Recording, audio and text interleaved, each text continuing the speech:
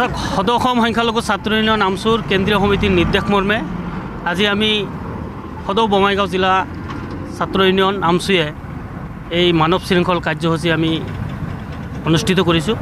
আৰু আপোনালোকে জানে যে অসমত যি এছআৰ প্ৰক্ৰিয়া চলি আছে, এই এছআৰ প্ৰক্ৰিয়াত বিভিন্ন দিশসমূহত আখুৱা কিছুমান ভুৱা আপত্তি দৰ্শাই অসমৰ সংখ্যালঘু মানুহখিনিক হাৰাশাস্তি কৰাৰ এক প্ৰক্ৰিয়া আৰম্ভ হৈছে। আৰু ভাৰতবৰ্ষৰ নিৰ্বাচন আয়োগে এটা মানে তেওঁলোকৰ যি সংস্থা তাতে অসম চৰকাৰ বা ভাৰত চৰকাৰে সম্পূৰ্ণৰূপে হস্তক্ষেপ কৰিছে।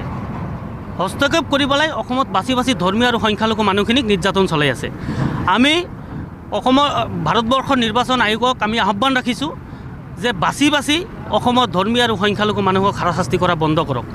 আৰু অসমৰ মাননীয় মুখ্যমন্ত্ৰী ডাঙৰীয়াকো অনুৰোধ জনাইছোঁ যে অসমখনত আপুনি যেতিয়াৰ পৰাই দায়িত্ব লৈছে, যি ধৰণে অসমৰ ধৰ্মীয় আৰু সংখ্যালঘু মানুহখিনিক হাৰাশাস্তি কৰি আছে, এই প্ৰক্ৰিয়াটো বন্ধ কৰক।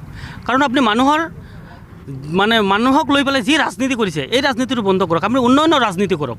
অসমখনত যি ধৰণৰ এক সাম্প্ৰদায়িক পৰিৱেশ আপুনি সৃষ্টি কৰিছে সাংবিধানিক পদত থাকি, অসমৰ মুখ্যমন্ত্ৰী ডাঙৰ এই সাংবিধানিক পদটোত থকাৰ কোনো নৈতিক অধিকাৰে নাই।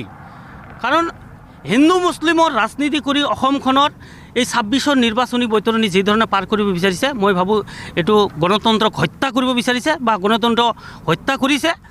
সেয়ে মই মুখ্যমন্ত্ৰী ডাঙৰীয়াক অনুৰোধ জনাওঁ যে অসমৰ ধৰ্মীয় আৰু সংখ্যালঘু মানুহখিনিক বাছি বাছি টাৰ্গেট কৰি পেলাই হাৰাশাস্তি কৰা বন্ধ কৰক। আৰু আমচুৱে অসমৰ ধৰ্মীয় আৰু সংখ্যালঘু মানুহখিনিৰ হৈ সদায় মাত মাতি আহিছে আৰু মাত মাতি যাব।